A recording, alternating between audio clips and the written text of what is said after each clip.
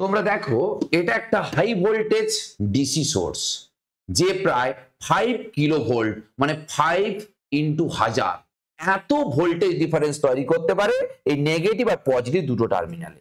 এই দুটো টার্মিনালের আমি দুই প্রান্তে কি করেছি, একটা নিয়ন একটা ডিসচার্জ টিউব রেখেছি। যত আমি ভোল্টেজ ডিফারেন্স বাড়াবো তত দেখো এই টিউবটার মাঝখানে আমাদের লাইটের ব্রাইটনেসটা কি হয় এবং ডিসপ্লে লক্ষ্য করবে। দেখো যত ভোল্টেজ বাড়াবো এখানে ভোল্টেজটা বেশি আপশো হবে। দেখো কি হচ্ছে, ভোল্টেজ বাড়াচ্ছি ভোল্টেজ বাড়াচ্ছি, দেখো ভোল্টেজ বাড়াচ্ছি ভোল্টেজ বাড়াচ্ছি, আমিও শক খাচ্ছি কিন্তু বেশি ভোল্টেজে। তাহলে দেখতে পাচ্ছ ভোল্টেজ বাড়লে কি হচ্ছে। এবার আমি লাইটটা অফ করে দেখাই, তাহলে ব্যাপারটা আরো পরিষ্কার হবে। এবার আমি লাইটটা অফ করে দিয়েছি, দেখো ভোল্টেজ বাড়াচ্ছি, দেখো ভোল্টেজ বাড়াচ্ছি। দেখো এর কারণটা ব্যাখ্যা করছি। আমরা জানি ওয়ার্ক ডান সমান পোটেনশিয়াল ডিফারেন্স ইনটু চার্জ।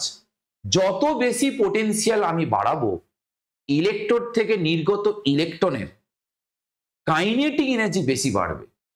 তারা নিয়ন ডিসচার্জ টিউবে এক প্রান্ত থেকে অন্য প্রান্তে যাওয়ার সময় তারা বেশি সংখ্যক নিয়ন গ্যাসের অ্যাটমের সঙ্গে বেশি কলিশন হবে।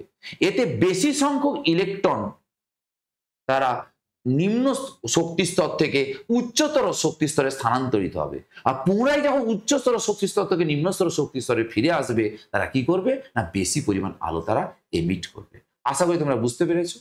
যদি চ্যানেলটা তোমাদের ভালো লাগে লাইক, কমেন্ট এবং শেয়ার করবে।